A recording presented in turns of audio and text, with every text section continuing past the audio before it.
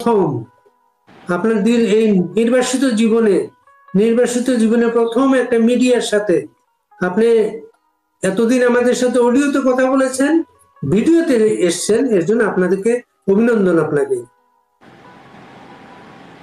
আবারও শুভেচ্ছা, ধন্যবাদ।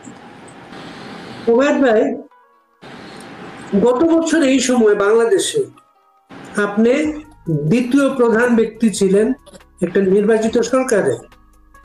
আন্দোলন পরিস্থিতি সামাল দিয়েছেন, প্রতিদিন মিডিয়ার সাথে কথা বলতেন। আজকের সময়টাকে আপনি কিভাবে মূল্যায়ন করবেন? একটা বিষয়ে দুটো ঘটনাই একরকম, সেটা হচ্ছে রাজনৈতিক সংকট।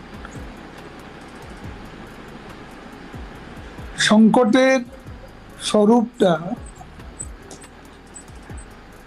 তখন ছিল একরকম, এখন আরেক রকম। তখন একরূপ, এখন অন্য রূপ। তখনকার প্রেক্ষাপট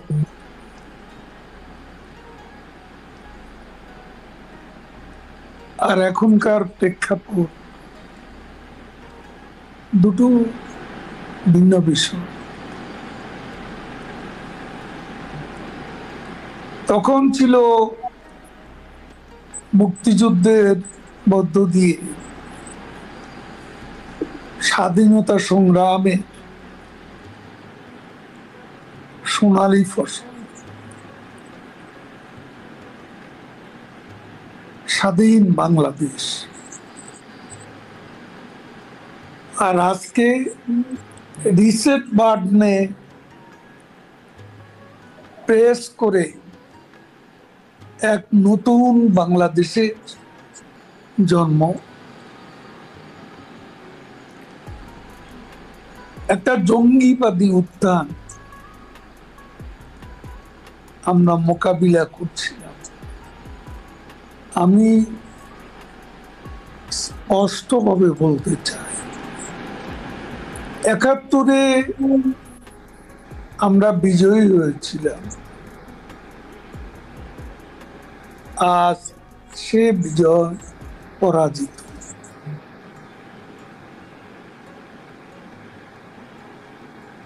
আমাদের মুক্তিযুদ্ধ পরাজিত। আমাদের জয় বাংলা রণধ্বনি পরাজিত। আমরা বিজয়ী হয়েছিলাম,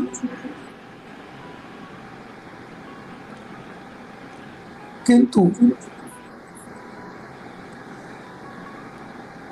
এখন মনে মনে ভাবি এই বিজয়কে আমরা কতটা সংহত করতে পেরেছি। বারে বারে নেপোলিয়নের একটা কথা মনে পড়ে, we conquered but could not make use of victory.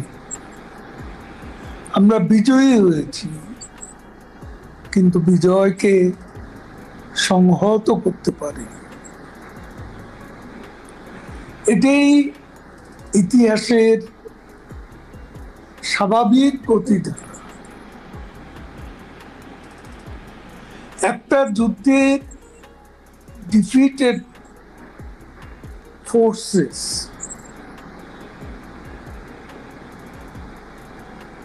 এই ফোর্সেস একটা সময় বিজয়ী যারা, তারা বিজয়কে কনসলিডেট করতে যদি ব্যর্থ, তাহলে বিজিতরা, পরাজিতরা রিমার্চ করে। আমার কাছে বাংলাদেশের বাস্তবতা এরকম কিছু মনে হয়। আপনি বলেছেন বিজয়কে আপনি সংহত করতে পারেন নাই। 15 বছর ক্ষমতায় ছিলেন, টানা 15 বছর।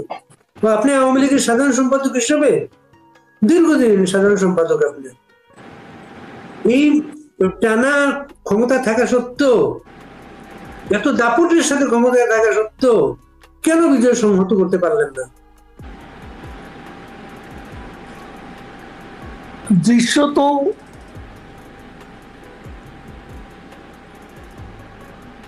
আমাদের নেত্রী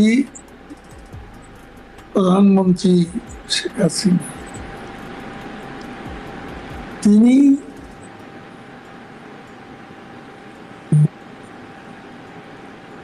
বিজয় সংহত করেছিলেন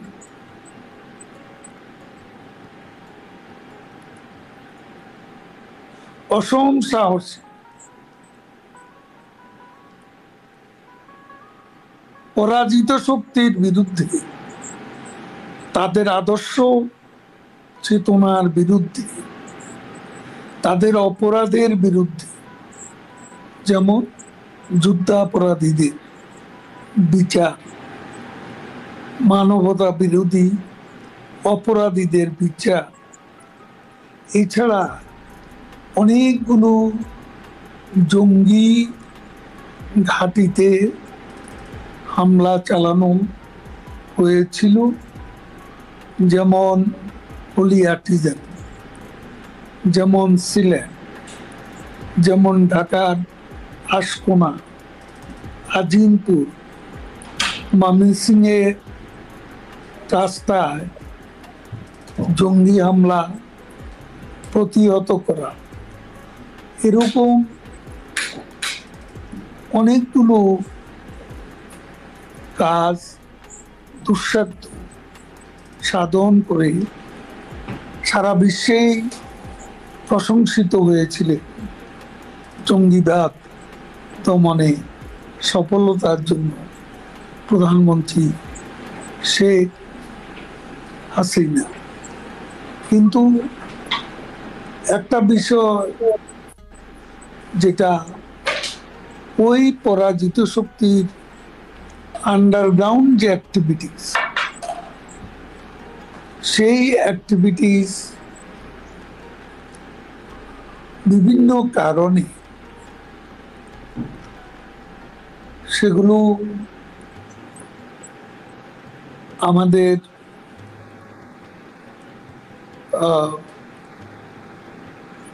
গোচরে ছিল।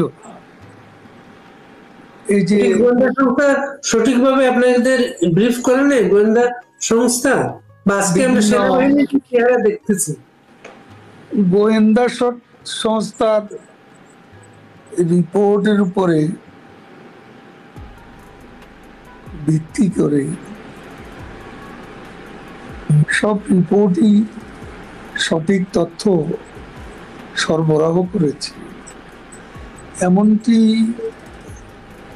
উঁচু গলায় বলা যায় না। সব সঠিক তথ্য সঠিক সময় যদি পাওয়া যেত, তাহলে 5ই আগস্টের যে জঙ্গিবাদী উত্থান, এরকম উত্থান সে সময় সংগঠিত হতে নাও পারত। বাংলাদেশ সেনাবাহিনী কি আপনাদের বিক্রি করেছে? আমি টোটাল সেনাবাহিনীকে দোষারোপ করতে চাই না। সেনাবাহিনী বিষয়টা আমরা গত 10-11 মাস ধরে আমাদের নেত্রী এবং আমরা তার সহকর্মীরা যারাই বিভিন্নভাবে বক্তব্য দিয়েছি, আমরা সেনাবাহিনীকে টাচ করিনি। তাদের ভূমিকাটা আমাদের কাছে ক্লিয়ার ছিল। আমরা তাদের নিরাপত্তা লক্ষ্য করেছি। 5ই আগস্টে যখন কারফিউ বলবৎ ছিল, তখন আমাদের কাছে মেসেজ ছিল জমায়েত না হতে। সেখানে এই কারফিউর মধ্যে এই যারা সেদিনের জঙ্গিবাদী হামলা সংগঠিত করছিল, তাদের সমর্থকরা, তাদের নেতাকর্মীরা বড় বড় মিছিল করে ঢাকা অভিমুখে সেনাবাহিনীর চোখের সামনে নাকে ডগা দিয়ে তারা বিক্ষোভ স্লোগান দিতে দিতে ঢাকামুখী অভিযাত্রা করতে থাকে। সেনাবাহিনীর সমর্থন ছাড়া এগুলো সম্ভব ছিল? এখন তো সেটাই আমরা ভাবছি। যখন গোপালগঞ্জে নিরীহ মানুষের উপর শান্তিপূর্ণ প্রতিবাদী মিছিলের উপর আমাদের সেনাবাহিনী গুলিবর্ষণ করে মানুষ হত্যা করে, যখন দেখি সেনাবাহিনীর এক সদস্য দীপ্ত সাহা নামে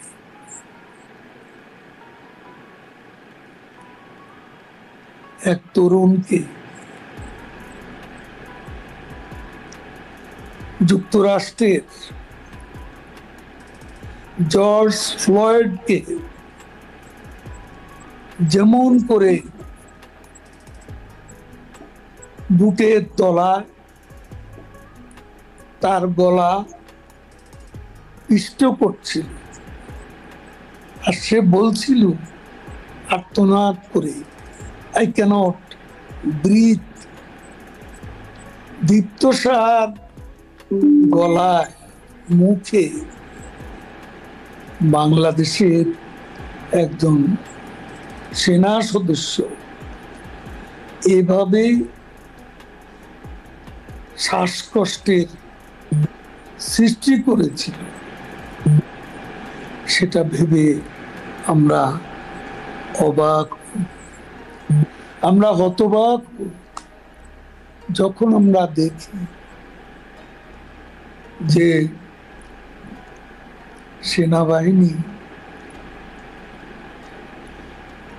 মাস্তানির জন্য, গুন্ডামির জন্য, সন্ত্রাসের কারণে, চাঁদাবাজির কারণে ইতিমধ্যে কুখ্যাত ইউনূসের তল্পিবাহক সদ্য গঠিত এনসিপির নেতাদের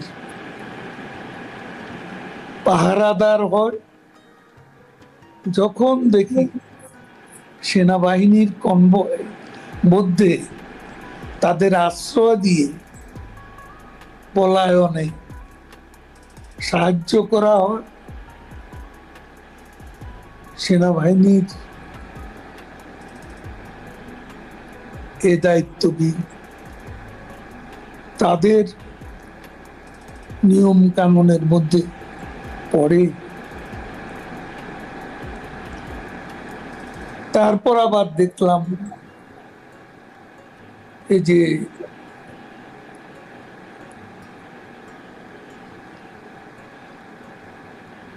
ঢাকায় ট্রেনিং বিমান বিধ্বস্ত হওয়ার পর সেনাবাহিনী যেভাবে পরিস্থিতি মোকাবিলা করেছে, এটা তখনকার পরিস্থিতির মুখে তাদের দায়িত্ব জ্ঞানহীন, কাণ্ড জ্ঞানহীন এবং একটা চরম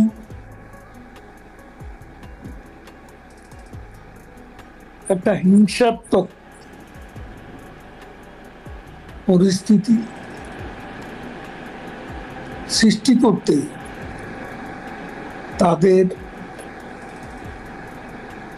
অহংবোধের যে প্রকাশ ঘটেছে সেটাও ক্ষমা করার মতো কিছু নয়। গোপালগঞ্জে মানুষ যেভাবে রুখে দাঁড়িয়েছে,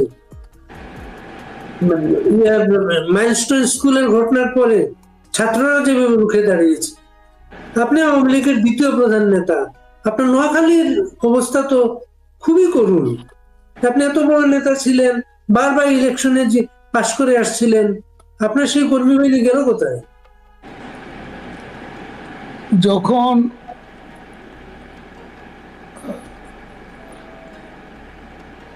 আমাদের রণনীতি, রণকৌশলের অবলম্বনে আমরা যখন সত্যিকার অর্থে আমাদের নেত্রীর ভাষা যে ম্যাস রেজিস্ট্যান্স, গণ প্রতিরোধ, আমরা ঢাকামুখী অভিযান, লং মার্চ টু যমুনা, এই এজেন্ডার বাস্তবায়ন করতে যাবে, তখন কার কতটা অংশগ্রহণ, কার কতটা প্রতিবাদী ভূমিকা, প্রতিরোধের ক্ষমতা স্পষ্ট। এখন সারা দেশেই সবাই সংগঠিত হচ্ছে।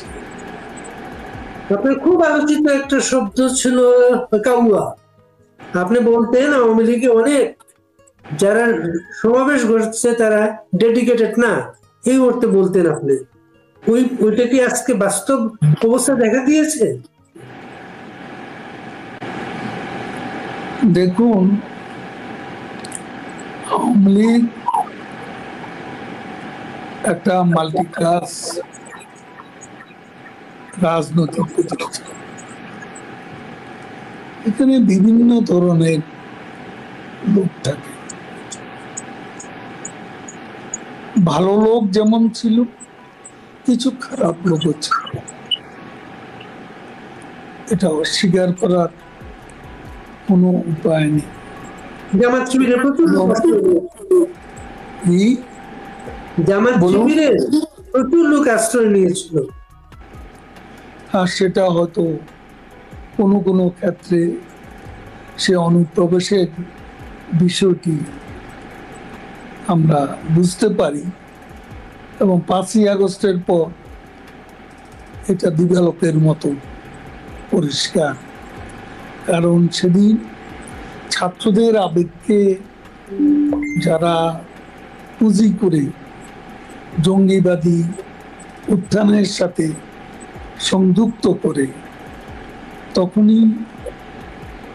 তখনকার এবং আজকের এনসিপি নামের নেতৃত্ব নতুন দলের ইউনূস বাহিনীর যে নেতাগুলো, এদের স্বরূপটা ইতিমধ্যে উন্মোচিত হয়েছে। সেখানে অনুপ্রবেশকে উড়িয়ে দেওয়া যায়। আপনি ছাত্রলীগের প্রেসিডেন্ট ছিলেন, কত ত্যাগ তিতিক্ষার সংগঠন আপনার।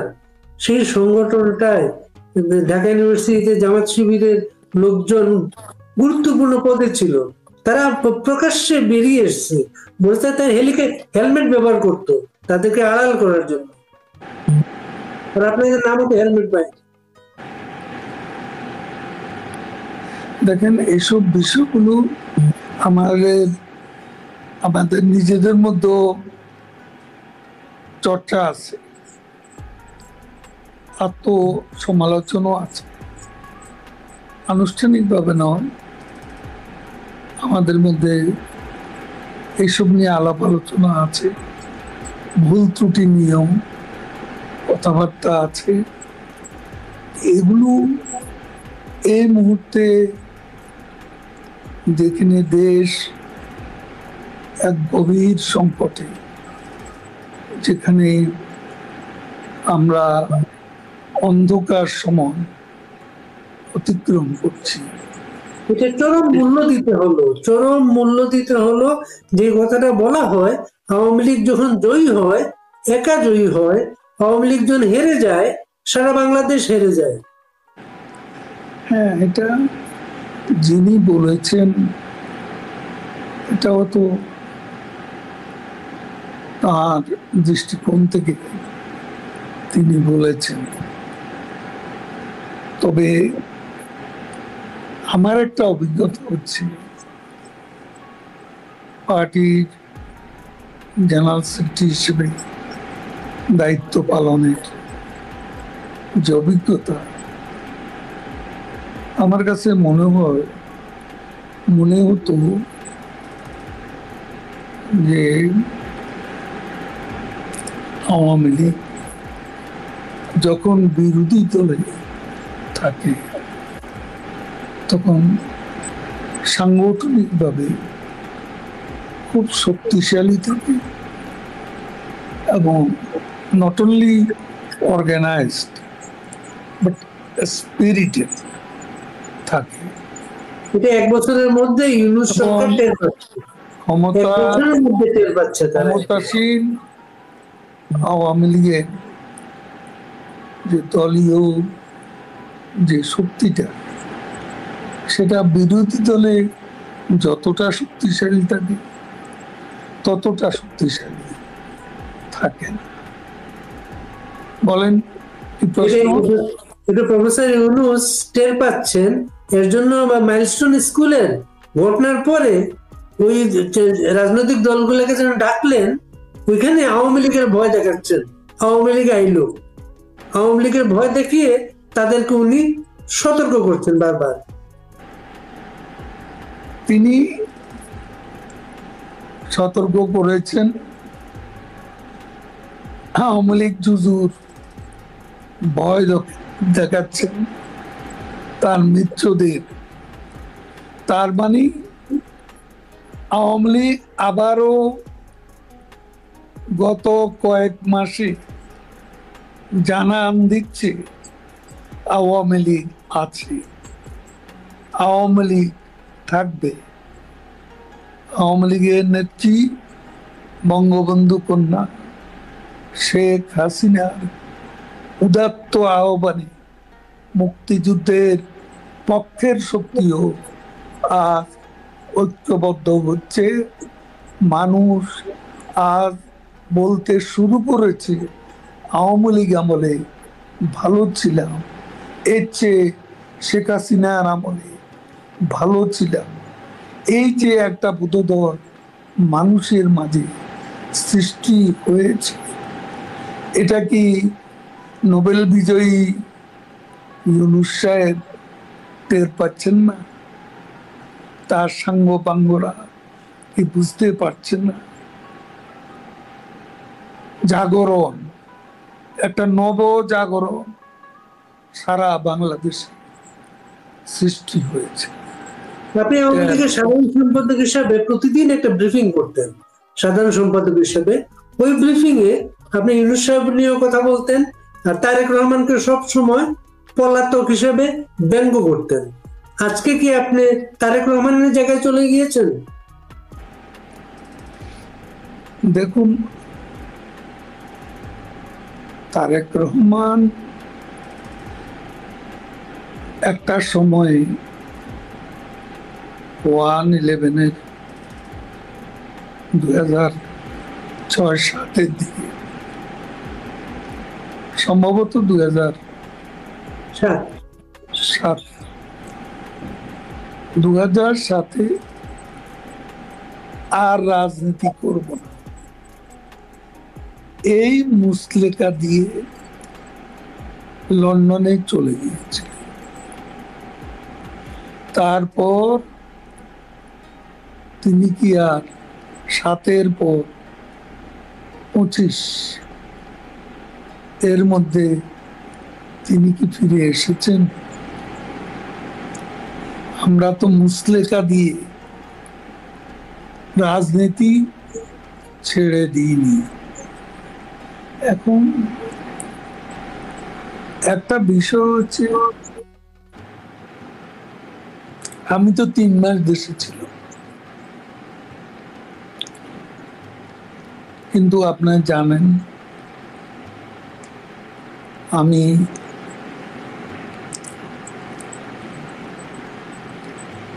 মৃত্যু থেকে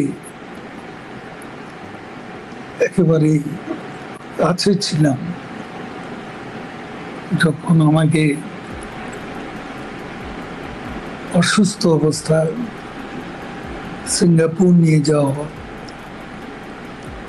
সেখানে আমার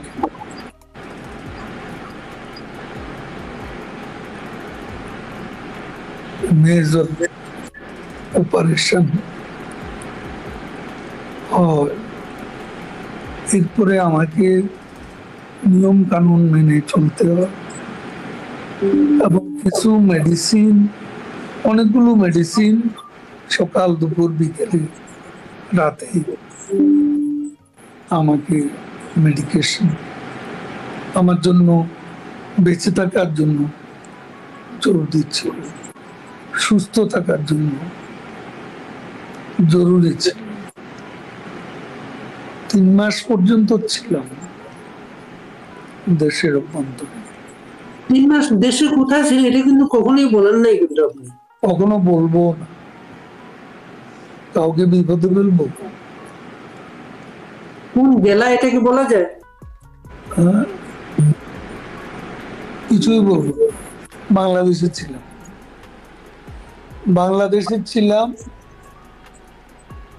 আমি একটা পর্যায়ে খুব আমাকে খোঁজাখুঁজি করছিল সরকারি লোকজন, পুলিশের লোকজন, ডিবি। তখন আসলে আমার একটা চিন্তা থেকে আমি বেরিয়ে এসেছি। সেটা হলো যে কারাগার, এখন যে জেল জুলুম, যেভাবে অ্যারেস্ট করে রিমান্ডের ছড়াছড়ি, তারপর কারাগারে আরেক মানবেতর জীবন, আমার শারীরিক অবস্থার কারণে আমাকে কে ওষুধ খাওয়াবে, এরও তো কোনো নিশ্চয়তা ছিল। তো আমি খুব চিন্তা ভাবনা করেই নিরাবস্থানে চলে এসেছি। যারা কারাগারে আছেন এখন, যারা অনেক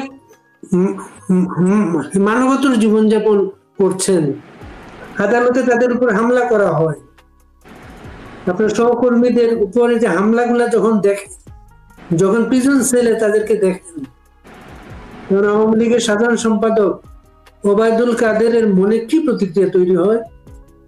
জেল তো আমার জীবনে নতুন নয়। আমি 1/11 জেল দেখেছি, 1.5 বছর কারাগারে ছিল। আমি বঙ্গবন্ধু হত্যা উত্তর বাংলাদেশে জিয়াউর রহমানের কারাগারে ছিলাম,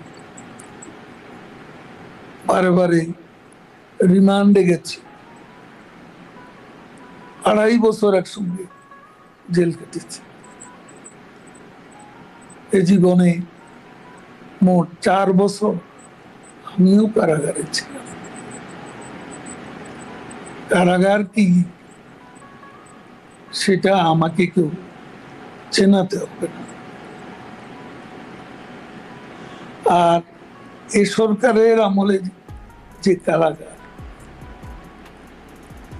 সেটা আগে যে কোনো সময় চাইতে নিষ্ঠুরতম অভিজ্ঞতা। যারা আছে তাদেরকে কিভাবে অপমান, অসম্মানের মধ্য দিয়ে দিন অতিবাহিত করতে হবে, সে খবর তো আমরা জানি।